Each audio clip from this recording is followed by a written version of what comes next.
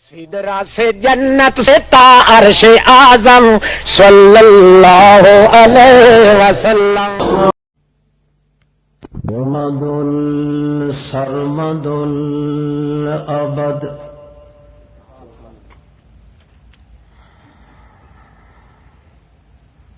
لم یلد ولم یولد ولم یکن له کفوا احد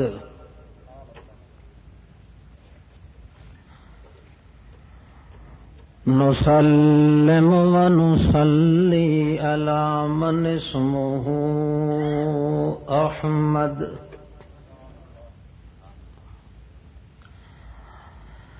المبعوث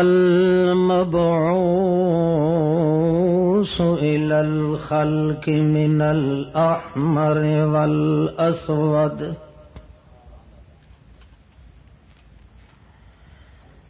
شهادة الوحدة ألا إله إلا الله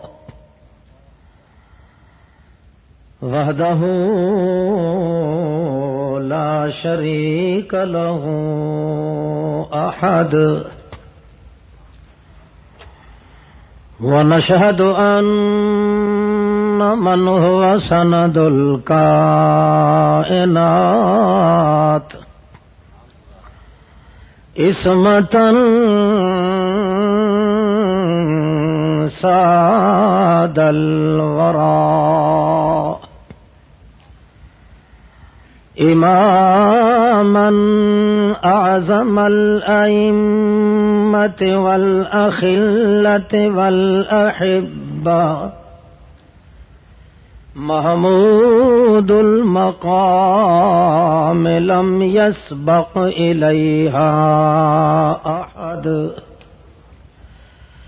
أما بعد فأعوذ بالله من الشيطان الرجيم بسم الله الرحمن الرحيم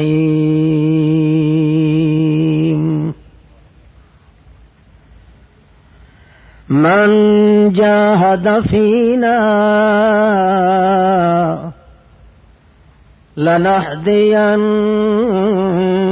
لنهدينهم سبلنا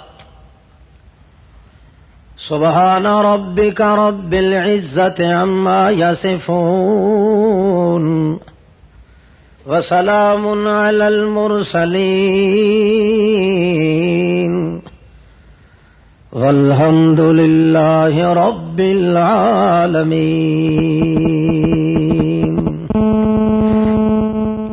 بسم اللہ. معزز اور مکرم حاضرین سامعین، مخلص مسلم ساتھیو، السلام علیکم.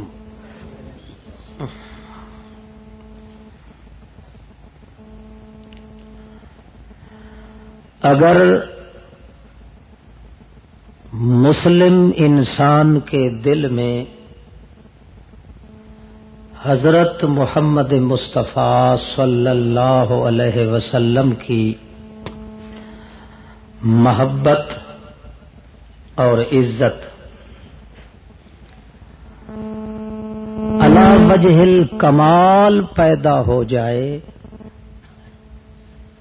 تو اس انسان میں دین کی غیرت پیدا ہوتی ہے.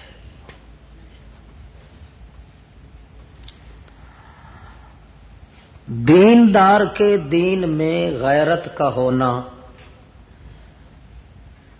ایسا ہی لازم ہے جیسا کہ زندہ انسان کی زندگی کے لیے وجود میں روح کا ہونا لازمی ہے.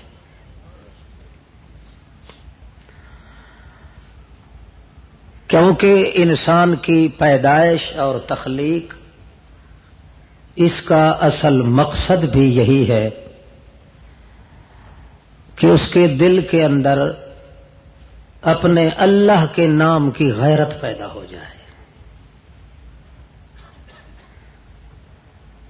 یہی وجہ ہے کہ سب سے بڑا بے غیرت اللہ کے کاغذوں میں مشرک ہوتا ہے. جس کو اللہ پاک نے انسانوں کی لسٹ میں شمار نہیں کیا. کبھی اس کو کتے سے تشبیہ دی ہے،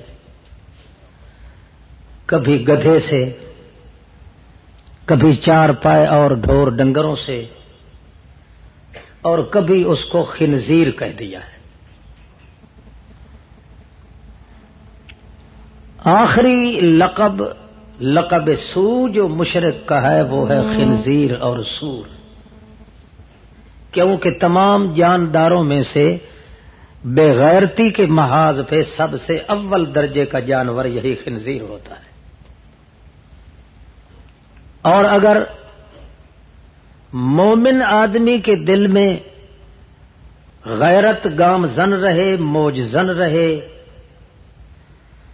تو یوں سمجھیے کہ اللہ نے قرآن مقدس میں اعلان کر کے فرمایا ہے کہ غیور انسان کا ایک ایک لمحہ بھی اللہ کے دربار میں عبادت لکھی جاتی ہے.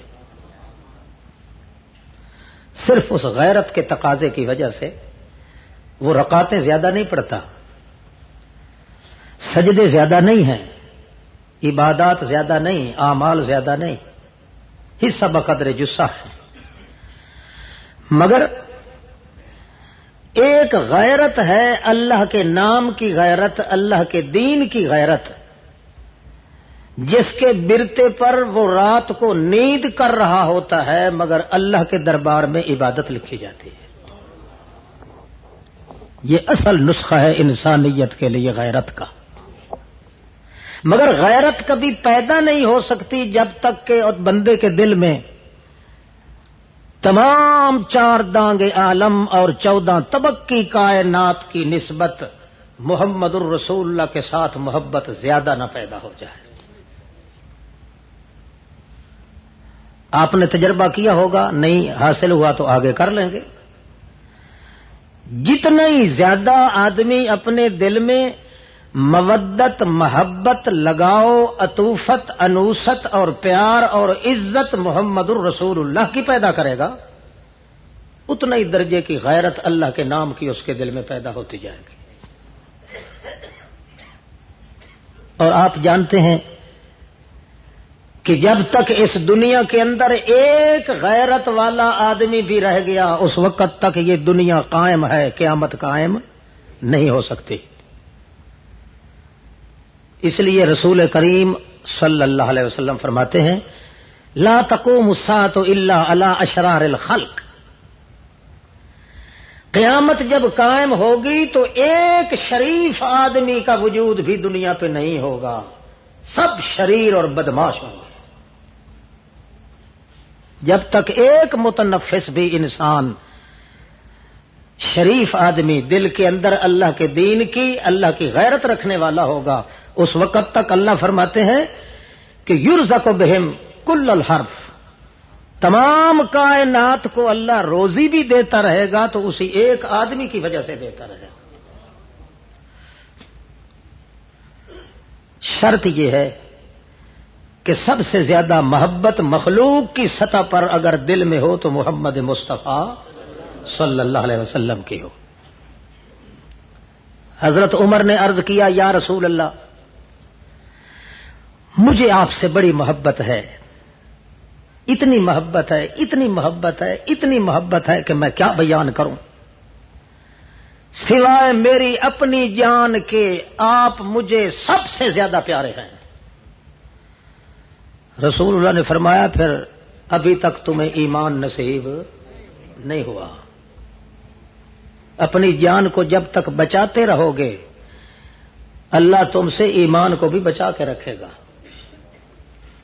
حضرت عمر نے عرض کی یا رسول اللہ اگر یہی معاملہ ہے تو پھر آپ سن لیں، مجھے آپ میری اپنی جان سے بھی زیادہ پیارے ہیں. رسول اللہ نے فرمایا الآن یا عمر، اب عمر میں مانتا ہوں کہ تو ایماندار ہے.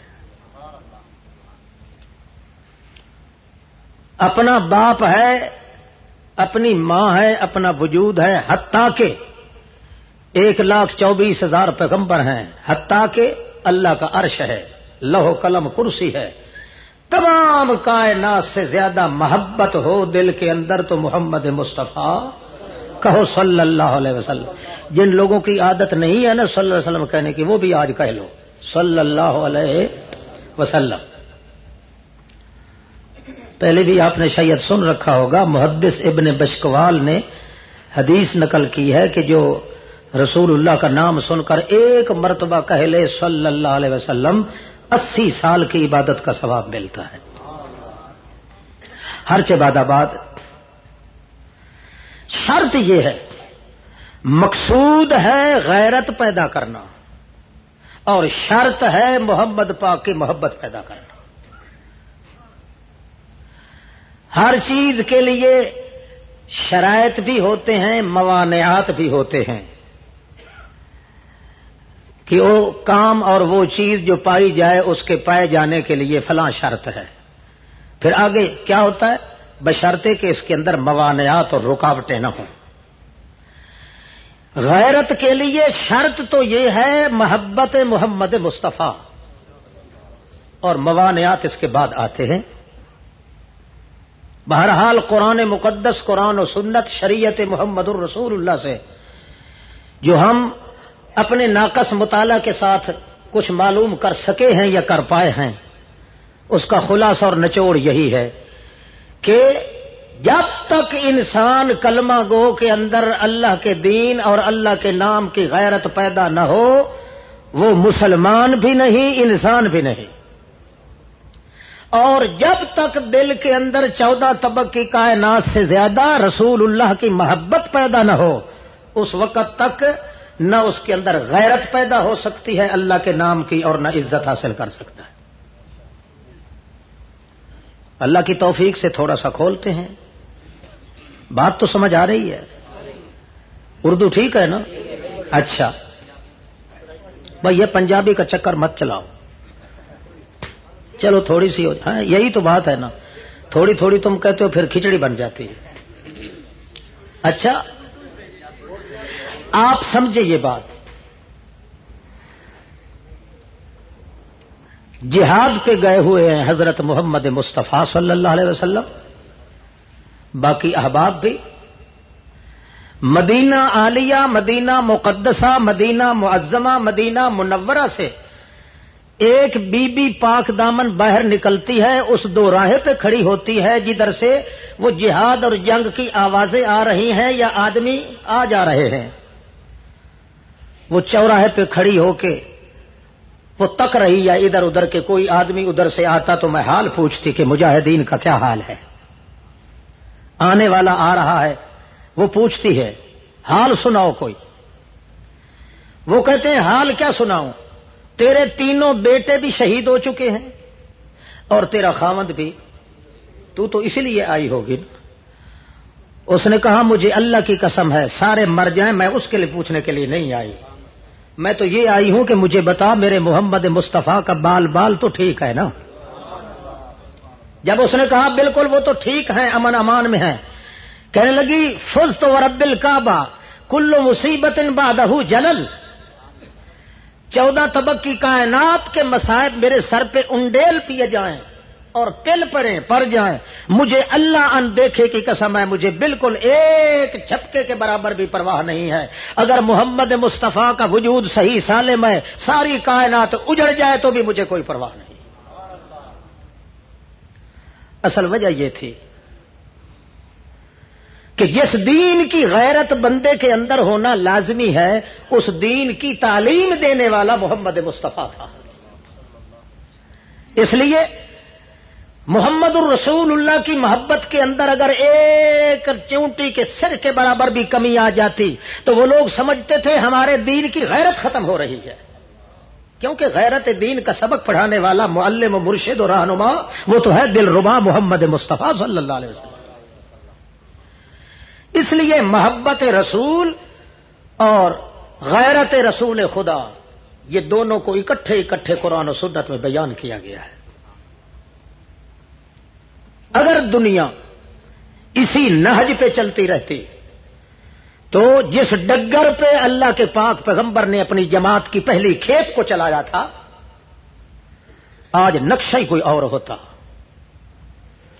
ان کی محبت اور غیرت کا تقدس آپ سمجھیں اور دیکھیں تو عقل دنگ رہ جاتا ہے کہ او ہو ہمارے اندر نہ رسول اللہ کی محبت ہے نہ دین کی غیرت ہے.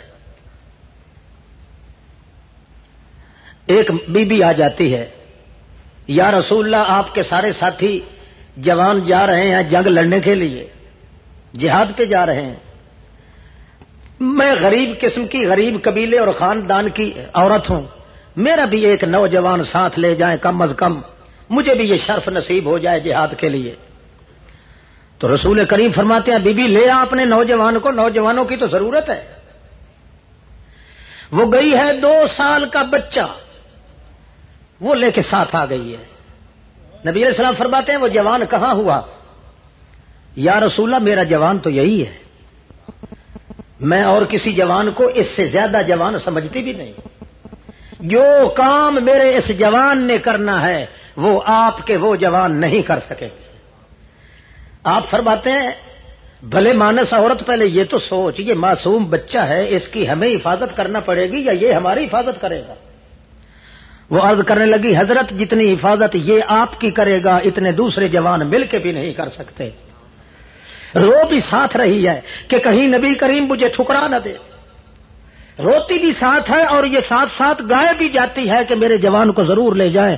اور میں اس کی لڑائی کا طریقہ میں آپ سے عرض کرتی ہوں یا رسول اللہ, جس وقت جنگ اور جہاد پوری جنم گھٹی کے اندر ہوگا, بھنگیر ہوگا, گمبھیر ہوگا معاملہ, تو عام طور پہ بے دینوں کی عادت ہوتی ہے مشرکین کی کہ جماعت کے جو وڈیرے ہوتے ہیں, بڑے ہوتے ہیں, قائد ہوتے ہیں, وہ کوشش کرتے ہیں کہ پہلے ان کو تیر و تفنگ کے ساتھ مٹا دیا جائے.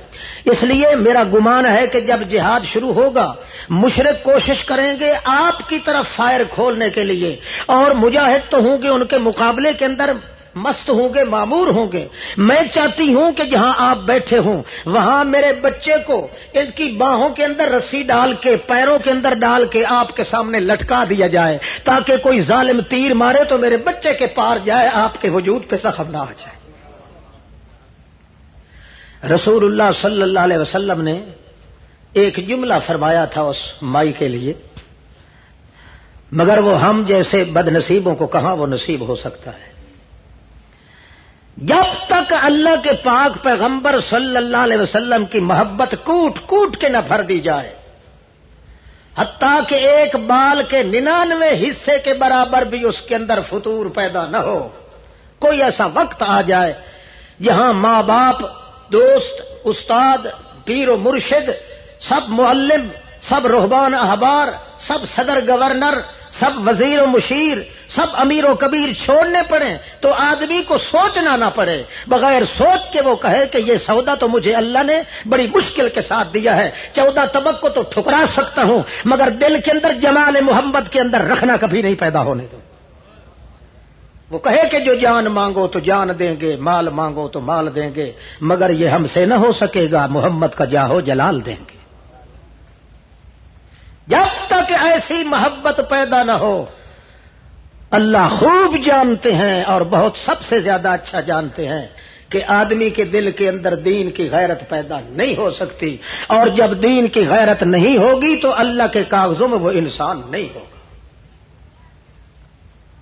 پھر وہ وعدے جو اللہ نے قرآن مقدس میں فرمائے ہیں مومنوں کے لیے, ان تمام نعمہائے مترقبہ اور غیر مترقبہ, اللہ کے تمام انعاموں سے وہ محروم ہو جائے گا.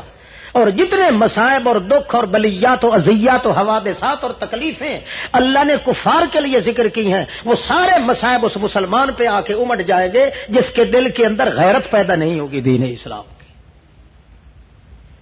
چاہے ہم لوگوں کو احساس ہو یا نہ ہو, قانون یہی ہے. یہ الگ بات ہے کہ آج کے اس اندھے دور میں ہمیں نہ احساس ہے نہ احساس دلانے والا کوئی ہے. کوئی مولوی ہے یا پیر ہے, الا ماشاء اللہ کے بغیر ہر کوئی اپنی تجوریاں بھرنے کے لیے اپنے مزاج کے مطابق ہی بیان کرتا ہے. ورنہ اگر صحیح معنی میں اگر قرآن مقدس کا rules end of the list, وہ قانون جس کے بغیر اللہ کے پیغمبر نے ایک لمحہ کے لیے بھی گزارا نہیں کیا, وہ ماننے پہ مجبور ہو جائے گا کہ جب تک بندے کے دل میں غیرت دین کی پیدا نہ ہوگی اس وقت تک انسان نہیں ہے, اور جب تک تمام کائنات سے زیادہ محمد کی محبت جلوہ گر نہ ہوگی وہ غیرت مند ہو سکتا ہی نہیں ہے. نمونہ دیکھیے غیرت کا, بلے بلے. عبداللہ ابن ابی ابن سلول ایک منافق مشہور آدمی ہے. وہ نمازیں بھی پڑھتا ہے رسول اللہ صلی اللہ علیہ وسلم کے پیچھے, روزے شوزے بھی ادا کرتا ہے, حج وج بھی کرتا ہے اور گج وج بھی کرتا ہے, سب کچھ کر رہا ہے, مگر اندر اندر سے وہ جڑیں کاٹنے کے اندر لگا ہوا ہے. منافق جو تھا, ایک جنگ کے موقع پہ اپنی الگ دبڑی بنا کے, ایک ٹولی بنا کے اکیلے بیٹھ کے اس نے کہا, یار محمد نے ہمیں ذلیل کر دیا ہے, کہیں کا نہیں چھوڑا, اس لیے آج بالکل ہمارا منصوبہ طے ہو گیا کہ جب یہاں جنگ سے فارغ ہوں گے نا, پہلے پہلے مدینے کے صدر دروازے پہ جا کے پہنچ جائیں گے, تلواریں لے کر کھڑے ہو جائیں گے اور اس محمد ذلیل کو, لفظ یہی بولے, ذلیل کو ہم کبھی مدینہ کے اندر داخل. ایمان سے بتاؤ اب مسلمانوں کو غیرت ہونی چاہیے تھی کہ نہیں؟ کیوں؟ عزت کا مسئلہ تو توحید ہے, توحید والی عزت میں غیرت کا سبق دینے والے تو محمد الرسول اللہ ہے. اب اگر اتنی بات برداشت کرنے کے باوجود بھی کوئی مسلمان ہے تو اس سے بڑا دلہ اور بے غیرت کون ہوگا؟ عبداللہ ابن ابی ابن سلول کا یہ لفظ صحابی نے سن پایا, سننے کے بعد اس نے دوسرے کو بتایا, تیسرے کو بتایا, حتیٰ کہ رسول اللہ تک بات پہنچ گئی. اللہ کے پاک رسول جب نام آئے تو میرے حصے کا بھی کہہ لیا کرو صلی اللہ علیہ وسلم. رسول کریم صلی اللہ علیہ وسلم سوچ میں پڑے ہوئے تھے, یہاں تک کہ اس عبداللہ ابن ابی ابن سلول کا لڑکا, اس کا نام بھی عبداللہ تھا, وہ محمد الرسول اللہ کے جان نثار صحابہ کرام میں سے تھا. اس کے کانوں پہ یہ بات آ پڑی کہ میرے ذلیل باپ نے یہ لفظ کہے ہیں. وہ دوڑ کے آیا اور آ کے کہنے لگا, یا رسول اللہ انی سمعت, میں نے یہ سنا ہے, میں نے یہ سنا ہے کہ ان الذلیلا, ایک ذلیل نے, نام باپ کا نہیں لیا, ایک ذلیل نے آپ کو ان لفظوں سے تعبیر کیا ہے. حالانکہ ہمیں پتہ ہے ہمیں عزت ملی ہے تو آپ کی وجہ سے, غیرت ملی ہے تو آپ کی وجہ سے, محبت ملی ہے تو آپ کی وجہ سے, مگر یہ سب کچھ کیے کرائے پہ پانی پھیر دیا گیا ہے. اس نے ذلیل آدمی نے کہہ دیا ہے محمد کریم کو ان الفاظ کے ساتھ. نبی کریم نے فرمایا میں نے سن لیے ہیں, مجھے بھی خبر پہنچ گئی ہے, اب تو کیوں آیا ہے عبداللہ بیٹے؟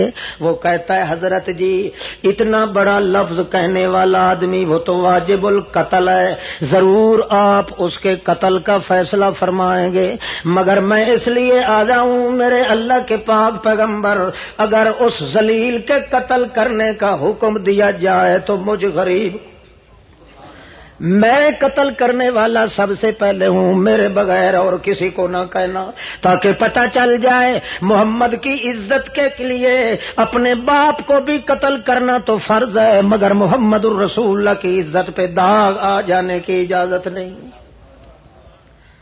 اللہ کے رسول کریم فرماتے ہیں بیٹے انما اشتکی الی اللہ, میں نے یہ معاملہ اللہ کے سپرد کر دیا ہے, نہ تو قتل کرنا کوئی اور قتل کرے. کیوں؟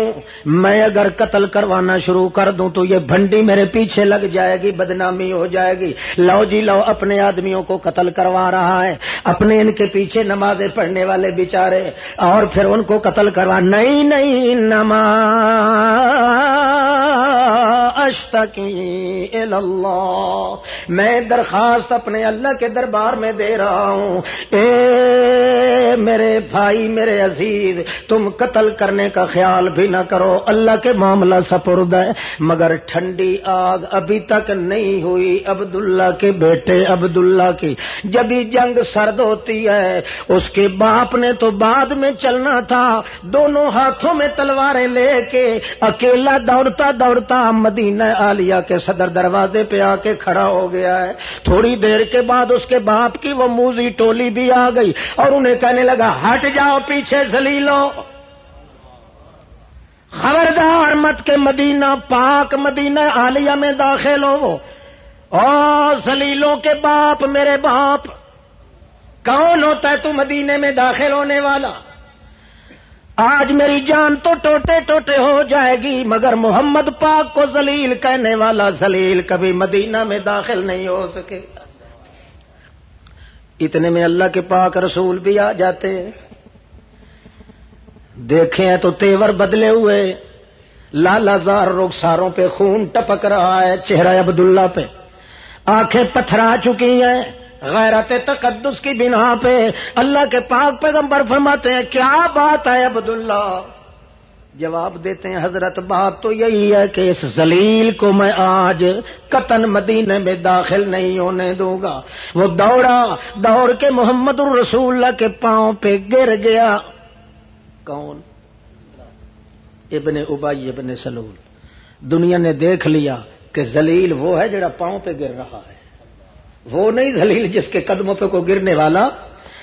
اللہ اللہ اللہ کے پاک پیغمبر نے فرمایا عبداللہ چھوڑ دو۔ عبداللہ کہتا ہے حضرت میں معاف تو نہیں کروں گا۔ نبی کریم فرماتے ہیں معاف میں بھی نہیں کروں گا، اللہ بھی نہیں کرے گا، تو بھی معاف نہ کر، پر سرے دست چھوڑ دو، جانے دو ان کو۔ ایمان سے بتائیے آج دنیا میں یا اس ملک میں محمد الرسول اللہ کی عزت کے دام دام کر کے کتوں کی طرح لوگ کاٹ رہے ہیں؟ نہیں کاٹ رہے؟ کون سا وہ مسلمان ہے جس کے دل میں یہ غیرت پیدا ہو کہ میں محمد مصطفیٰ کی محبت اور دام عزت کے خلاف کرنے والے سے بائی کاٹ کروں، اس سے انٹرنیشنل بائی کاٹ کروں، آن ون دی لزد وسٹ کر کے اس کے مقابلے میں رہوں، تاکہ اللہ کے دربار میں یہ بات ہو جائے کہ واقعی یہ آدمی ہے تو غریب، مگر میرے محمد کی محبوبیت کا تقدس اتنا اس کے دل کے اندر مریضہ ہو رہا ہے کہ اپنی جان تو جوکھوں میں ڈال رہا ہے، مگر میرے دشمنوں کے ساتھ اس کا تعلق پیدا نہیں ہو سکتا۔ یہی چیز تو آج ہمیں ذلیل کر رہی ہے۔ جتنے دکھ اور مصائب تھے کفار کے مقدر میں تھے، قرآن نے ذکر کیے تھے، آج سارے دکھ ہم پہ ہیں کہ نہیں ہیں؟ بولو بولو، کبھی تو سچ بول لیا کرو، ہیں کہ نہیں؟ جتنے انعام اللہ نے مسلمانوں کے لیے کیا تھا وعدہ، وہ سارے انعام آج کافروں کے گھر چلے گئے ہیں، اور جتنی مصیبتیں ہیں، بھوک، افلاس، ڈر، خوف، عیاشی، بدماشی، مکاری، جھوٹ، سود خوری، ہر ایک بدکاری کا سرا جو ہے آج مسلمانوں کے سر میں ہے۔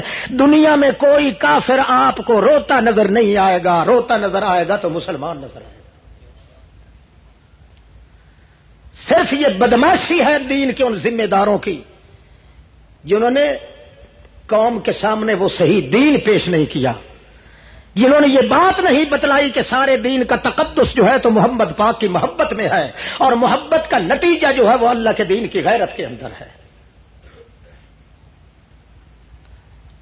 مثال سنیں آپ، پھر تھوڑی دیر کے بعد کچھ قرآن پڑھنے کی توفیق انشاءاللہ ہوگی۔ تھک تو نہیں رہے؟ ایک یہودی اور ایک مسلمان، آپ کی مثال اور میری مثال اسلام میں وہ اسی مسلمان کی ہے جس کا مقابلہ یہودی سے لگ گیا تھا۔ یہودی کے کچھ پیسے دینے تھے اس مسلمان نے، اور وہ بھی مسلمان بھی کلمہ گو تھا۔ اس نے کہا بھائی تیرے ذمے پیسے ہیں، واجب الادا ہے، کیوں نہیں کرتا؟ مسلمان نے کہا چل الو کا پٹھا، کوئی پیسے ویسے نہیں ہے۔ اس نے کہا بھائی بات کر لو، کوئی سٹھی بنا لو، کوئی جرگا بنا لو، کسی عدالت کو منتخب کر لو۔ مسلمان کہنے لگا میں تیری کسی عدالت میں نہیں آؤں گا، تو یہودی ہے۔ اس نے کہا چلو تو کوئی عدالت منتخب کر لے۔ مسلمان کو پتا تھا کہ میں مسلمان ہوں، عدالت وہی تلاش کروں جہاں میری رعایت کی جائے گی، اور وہ عدالت ہے محمد الرسول اللہ صلی اللہ علیہ وسلم کی۔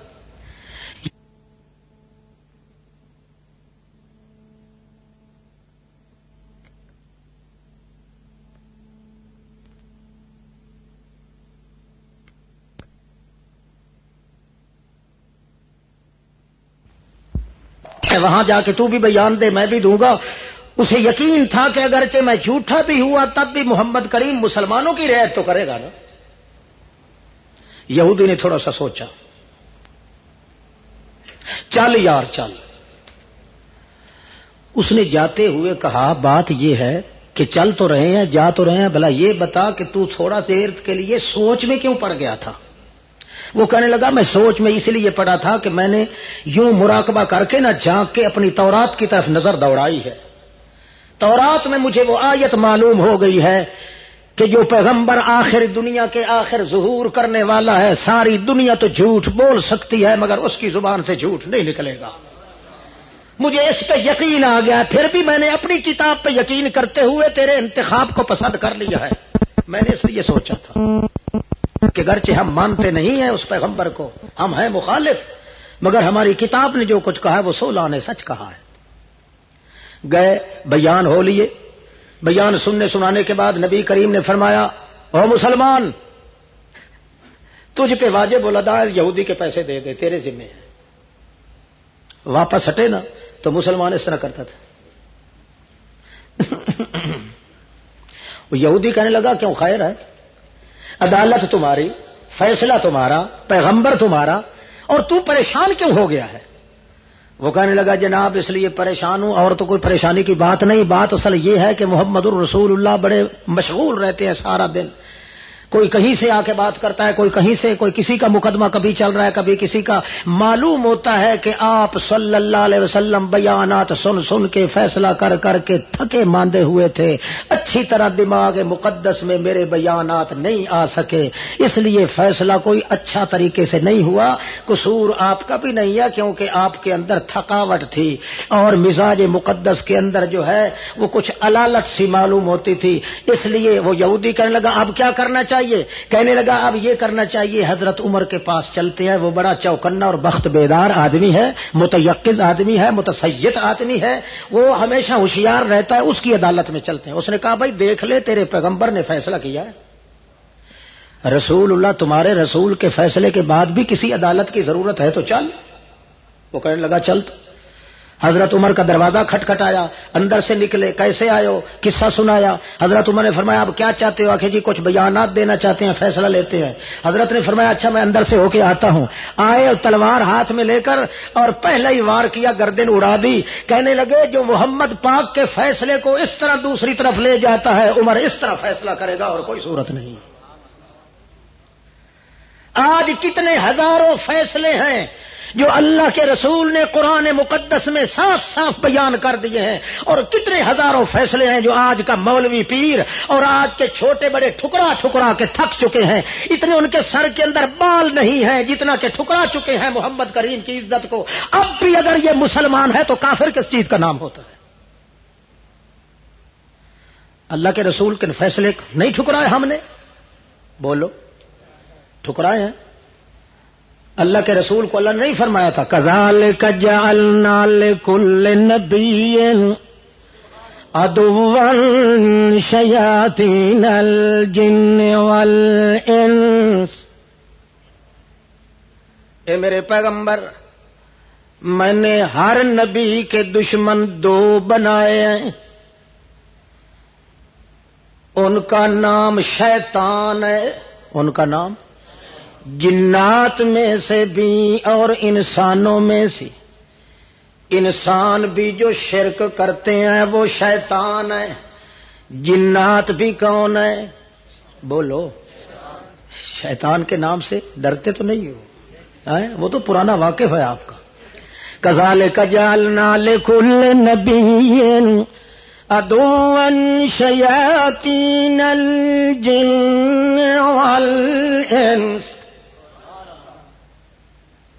یوں ہی میرا طریقہ چلا آ رہا ہے میرے پاک پیغمبر، میں نے ہر نبی کے مقابلے میں جنوں میں سے بھی شیطان کھڑے کیے، انسانوں میں سے بھی شیطان۔ یہ ٹھیک کہا؟ یعنی مشرک کو اللہ نے کیا کہا ہے؟ بولو ہے؟ اچھا تم بتاؤ شیطان کے ساتھ جو رشتہ داری کرے وہ انسان ہوگا؟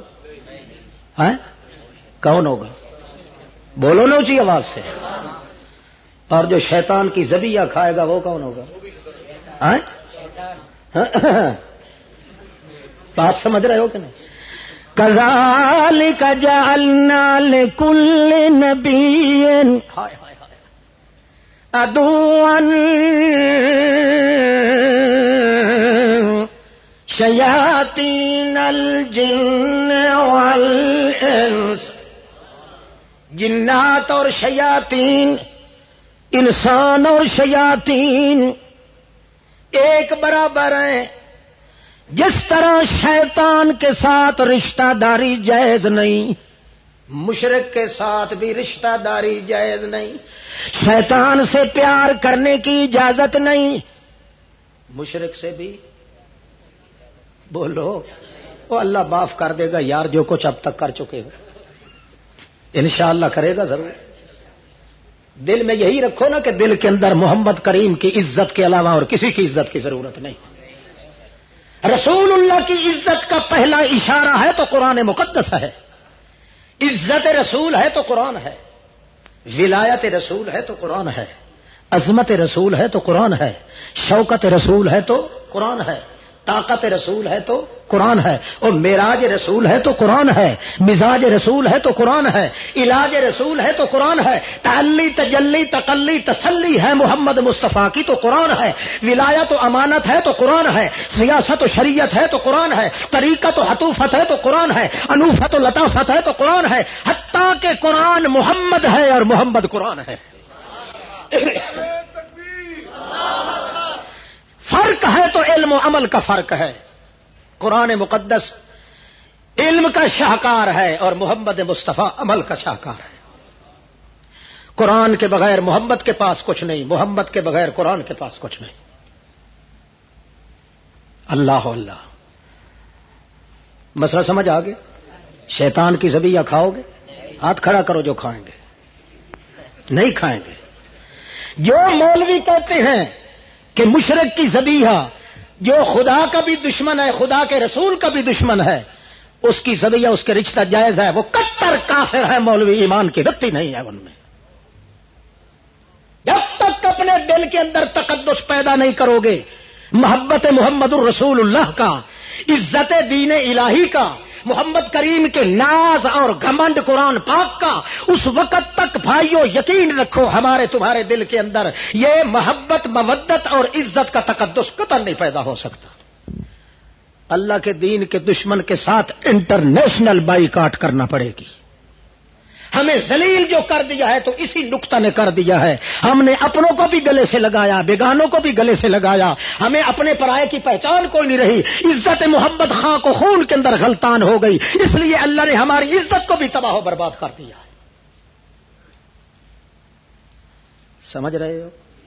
ناراض تو نہیں ہو رہے بابا جی؟ تم راضی ہو؟ اچھا، اللہ راضی ہو جائے انشاءاللہ۔ امید ہے آج سارے گناہ ہمارے دھل جائیں گے۔ آپریشن اگر ٹھیک ہو گیا تو انشاءاللہ ایک گناہ بھی باقی نہیں رہے گا۔ کام کی بات یہی آپ سنیں۔ اچھا یہ بتاؤ، دین اسلام کی غیرت اور محمد الرسول اللہ کی محبت، حضرت حمزہ سے پوچھیے۔ اللہ کے رسول کیا فرماتے ہیں؟ انت سنو ابی، اے چچا حمزہ تو میرے باپ کا نمونہ ہے۔ میں جب دل میرے اداسی ہوتی ہے کہ کاش کہ میں اپنے باپ کو دیکھ لیتا، اللہ کریم نے مجھے تسلی دی ہے، باپ تو تیری پیدائش سے بھی پہلے دنیا سے گزر گیا۔ اب ہر کوئی جو یتیم بھی ہوتا ہے وہ کہتا ہے کاش کہ میں اپنے باپ کی گود نصیب ہوتی یا باپ کا ہاتھ میرے سر پہ ہوتا۔ کبھی آپ کے دل کے اندر اداسی چھا جائے اور غمی آ جائے تو اپنے چچا حمزہ کے چہرے کو دیکھ لیا کر، کیوں مجھے اللہ ہونے کی قسم ہے جو چہرہ تیرے چچا حمزہ کا ہے اسی طرح میں نے تیرے ابا عبداللہ کا بنایا تھا۔ انت سنو ابی، میرے ابا جان کے ہمسر، میں تیری جدائی برداشت بولو نہیں کر سکتا۔ دوسری بات کرتے ہیں کہ جس وقت تک تو میرا دشمن رہا ہے اس وقت تک تو مجھے تیری پرواہ نہیں ہوا کرتی تھی، اب جب کہ تیری گھٹی میں رچ گیا ہے محبت محمد الرسول اللہ اور غیرت دین خدا بندے قدوس، تو اب مجھے تیرے ساتھ اتنا پیار ہے چچا، مجھے اپنی جان اتنی پیاری نہیں جتنی تیری جان مجھے پیاری ہے۔ تو پھر پیار بھی معلوم ہوتا ہے، اس لیے اپنے ابا کے چہرے کی وجہ سے تھا، وہی چہرہ تو حمزہ کا تھا جو چہرہ حضرت عبداللہ کا تھا۔ سارا کچھ سننے کے باوجود کہتا ہے یا رسول اللہ، آپ کی باتیں تو میں نے سن لی ہیں، مگر آپ کی تعلیم کو جھٹلانے والے یہ موجود ہیں، جنگ ہو رہی ہے، اللہ کے دین کے دشمن، یہ جنگ ہو رہی ہے، میری غیرت برداشت، اس لیے میں اجازت چاہتا ہوں، میں چاہتا ہوں کہ آپ کے جیتے جی آپ کی موجودگی میں اللہ کے دین کی غیرت کے راستے پہ جا کے لڑوں، لڑتا لڑتا میں شہید ہو جاؤں، تاکہ میرے دل کا گواہ میرا اللہ ہو جائے، میری پیٹھ کو دیکھ کے میرا گواہ رسول اللہ ہو جائے۔ اس لیے آپ کی محبت کو پیروں اور فقیروں کی محبت پہ قربان کرنے والے یہ سامنے موجود ہیں۔ ٹھیک ہے مجاہد لوگ لڑ تو رہے ہیں، مگر میرا حوصلہ ابھی تک پورا نہیں ہو پایا۔ میں چاہتا ہوں دوسرے سارے ہٹ جائیں اور میں اکیلا لڑوں جا کے تیرے اور تیرے اللہ کے دشمنوں کے ساتھ، جہاں جتنا جم گھٹا لگا ہوا ہو محمد کریم کی محبت کے دشمنوں کا، اللہ کے دین کی غیرت کے دشمنوں کا، وہاں حمزہ وہاں چپ کر کے کھڑا رہے، میری غیرت برداشت۔ نبی علیہ السلام پھر فرماتے ہیں ٹھہر جا، یہاں ہاتھ رکھ کے دونوں کندھوں پہ کہتے ہیں ذرا میری طرف دیکھ حمزہ چچا۔ جب آنکھ میں آنکھ ڈالتے ہیں تو حضرت حمزہ کی آنکھ نیچے گر جاتی ہے، نبی کریم اس کا ماتھا چوم لیتے ہیں، کہتے ہیں چچا جی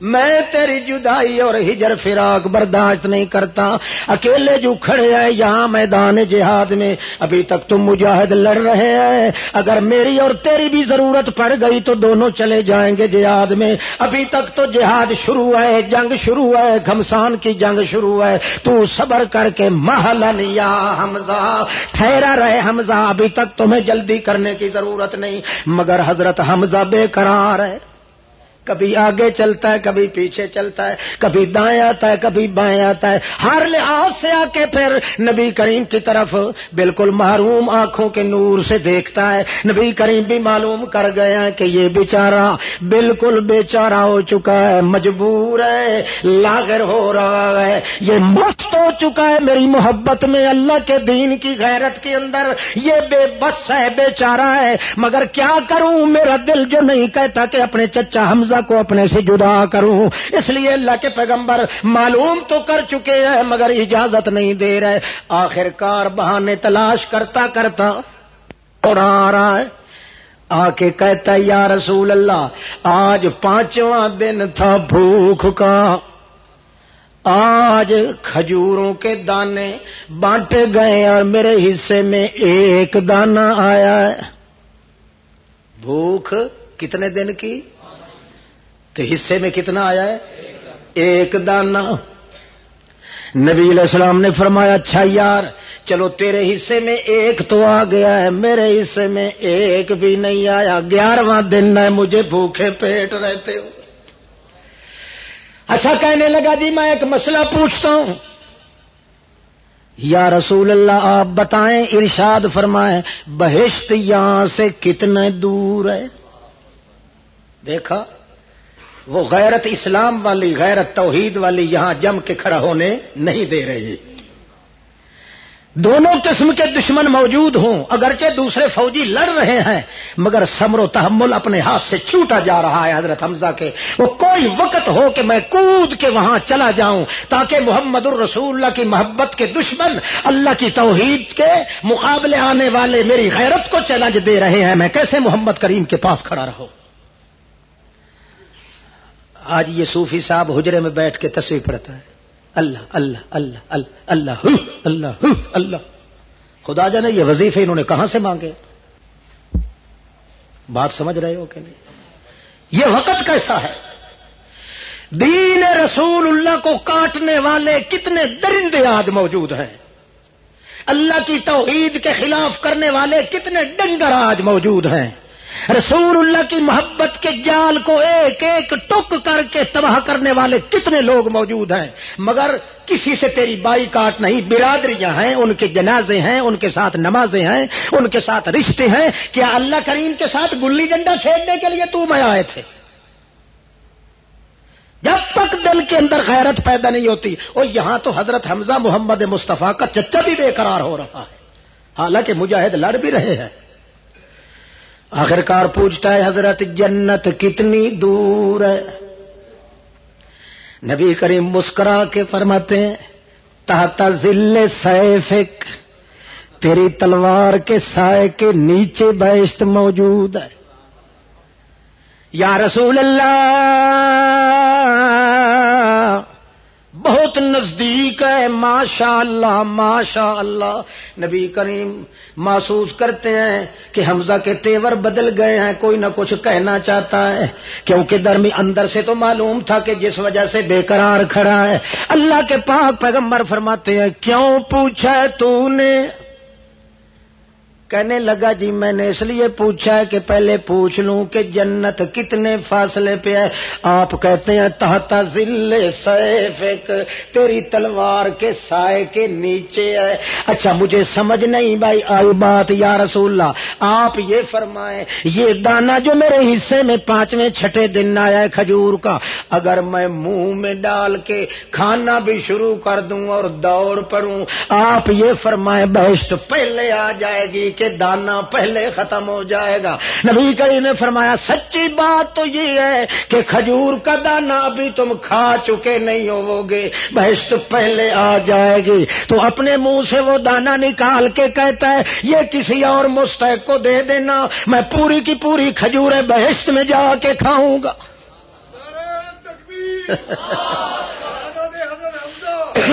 اللہ اللہ، مجھے یہاں ضرورت نہیں ہے کھانے کی، دنیا کے اندر رہنے والوں کے لیے کچھ نہ کچھ، چلو ایک میرا حصہ بھی ہو گیا، میں تو کٹھی کھاؤں گا کہ جا کے بہشت برین میں، کیوں جو اتنی نزدیک جو ہے لہذا میں پہلے چلا جاؤں گا، اور امید ہے میں بہشت میں جانے کے لیے تیار ہوں، مجھے پوری توقع ہے کہ آپ یا رسول اللہ مجھے بہشت میں داخل ہونے سے منع نہیں کریں گے۔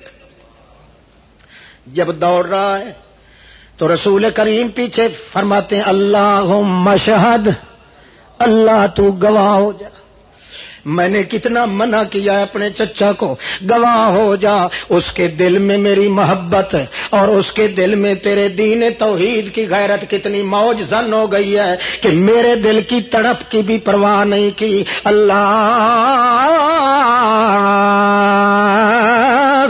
اشہد، اللہ گواہ ہو جا۔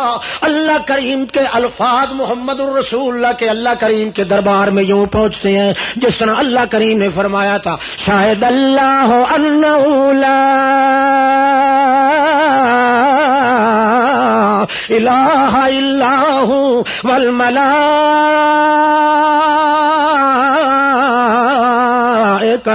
واولو العلم قائما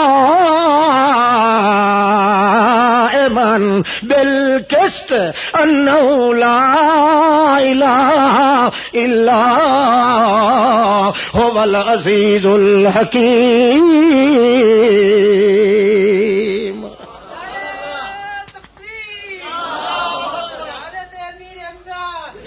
العزیز الحکیم، عزیز بھی وہی اور حکیم بھی، سب سے زیادہ اونچی طاقت والا بھی وہی ہے، اور علم کی گہرائیوں کے اندر علم دینے والا بھی وہی ہے۔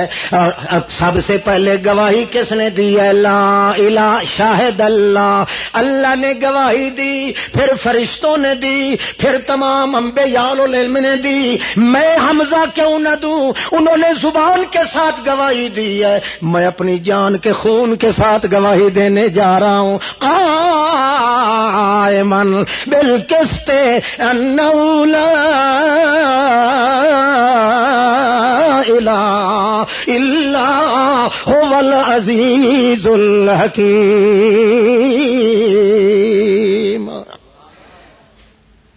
دور پڑے ہیں. اب یہاں مورخین آپس میں مختلف ہو جاتے ہیں. خلاصہ کلام یہ ہے، اللہ کے پیغمبر یہی فرما رہے ہیں اللہم اشہد،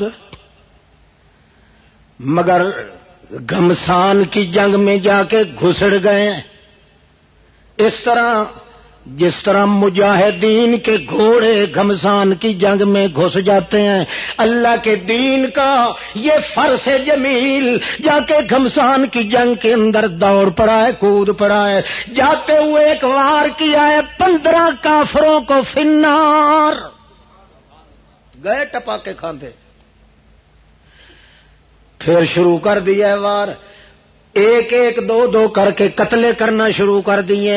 بالآخر مشرک سوچتے ہیں کہ اکیلے مکیلے کا کام نہیں، اس طرح کرو تم تمام جم گھٹا کر کے اس پہ حملہ کرو تب یہ مارا جائے گا ورنہ نہیں. حتیٰ کہ بعض مورخین لکھتے ہیں، منذری نے تو لکھا ہے سمانی کی سلیمان ابن سامان کی روایت سے کہ 75 کافر کو قتل کیا حضرت حمزہ رضی اللہ تعالیٰ عنہ نے. پھر اتنوں سے زیادہ لوگ مل کے انہوں نے بالآخر یہاں تلوار لگی آپ کے، ایک کندھا لڑ کھڑا گیا، ابھی کچھ چمڑا اڑا ہوا تھا اسی کو چکر دے کے یوں مارا اور 3 کافر تو اس کے ساتھ بھی مارے گئے. آخرکار شہادت نصیب ہو گئی. شہادت نصیب ہونے کے بعد جنگ ختم ہوئی. سرد ہونے کے بعد اللہ کے پیغمبر فرماتے ہیں سب سے پہلے میرے چچا کی نعش مقدس تلاش کرو. مگر جب آتے ہیں پہچان نہیں آتی. مسلح شدہ وجود موجود ہے، حلیہ بگاڑ دیا ہے ظالموں نے، کیونکہ انہوں نے کہا تھا ہمارے بہت بڑے گبر گبر کافر اس حمزہ نے قتل کیے ہیں. مرنے کے بعد بھی پھر انہوں نے نہیں چھوڑا، وجود پہ داغ لگانا شروع کر دیے. حالانکہ قانون یہ ہے کہ مرنے کے بعد تو غصہ ٹھنڈا ہو جاتا ہے، مگر انہوں نے اپنے دل کی بھڑاس نکالی تو حضرت حمزہ کی شہادت کے بعد حتیٰ کہ وجود مقدس کی پہچان بھی ختم ہو گئی. حتیٰ کہ نبی کریم نے فرمایا جاؤ میری پھوپھی صفیہ کو لے آؤ، آ کے اپنے بھائی کی وجود اور لاش سنبھالے اور پہچانے. مجھے تو پہچان کوئی نہیں آ رہی. اللہ چپ ہے، اللہ خاموش ہے. محمد الرسول اللہ لاش پہ کھڑے ہیں مگر پہچان ہے. پردوں کے پیچھے سے جاننے والا کون ہے؟ یہ کہتے ہیں ہمارے پیر کی بلیاں بھی جانتی ہیں کہ پس پردہ کیا ہو رہا ہے. اللہ کے رسول کے سامنے اپنے چچا مقدس کی لاش مقدس پڑی ہے مگر پہچان نہیں ہے. تھوڑی سی شکل یا حلیہ بدلا گیا ہے مگر حقیقت نہیں پہچان سکتے. زندہ آدمی زندہ رسول سامنے کھڑا ہے، صرف تبدیلی آئی ہے تو پہچان ختم ہو گئی ہے. پسے پردہ پسے دیوار پسے پردہ دیکھنے سننے جاننے والی ذات کون ہے؟ نہ کوئی مردہ جانتا ہے، نہ کوئی زندہ جانتا ہے، نہ کوئی چھوٹا جانتا ہے، نہ کوئی بڑا جانتا ہے، نہ کوئی نبی جانتا ہے، نہ کوئی فرشتہ جانتا ہے. لا ملک مقرب ولا نبی مرسل ولا یطلع علی ضمائر القلب الا اللہ. سوائے اللہ کے اور کسی کو کیا پتا کہ پسے پردہ کیا ہو رہا ہے کیا نہیں ہو رہا. اچھا حضرت صفیہ آ رہی ہے، دور سے دیکھا ہے نبی کریم صلی اللہ علیہ وسلم نے. فرماتے ہیں جاؤ جا کے علی جاؤ کہ میری پھوپھی صفیہ آ رہی ہے، ذرا اس کو صبر کی تلقین کرنا. اپنے بھائی کی لاش پہ آ کے کہیں صبر و تحمل کے پاؤں نہ اکھڑ جائیں. آدمی دوڑ رہا ہے مگر حضرت صفیہ کہتی ہیں بیٹا مجھے پتا ہے جس لیے تو آ رہا ہے، تجھے آنے کی ضرورت نہیں ہے. میرے لاکھ بھائی شہید ہو جائیں، دین محمد کی احترام اور عزت میرے دل میں اتنی ہے کہ میں اپنی زبان سے کوئی لفظ اونچا نکالنے کے لیے تیار نہیں ہوں. آ جاتی ہے.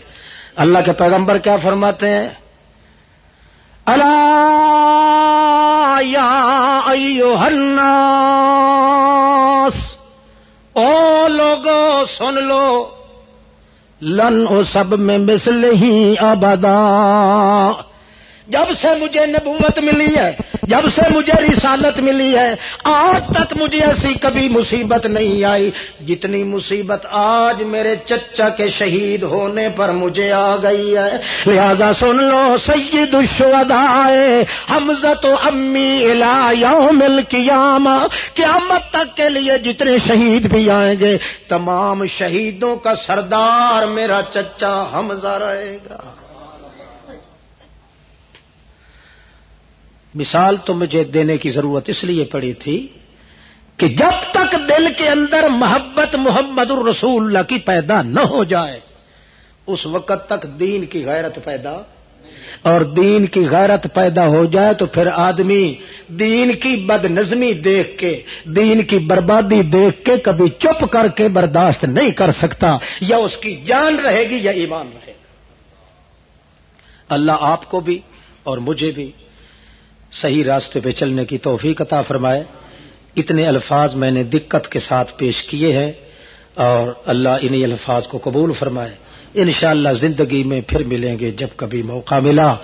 آخر دعوانا ان الحمدللہ رب العالمین. السلام علیکم.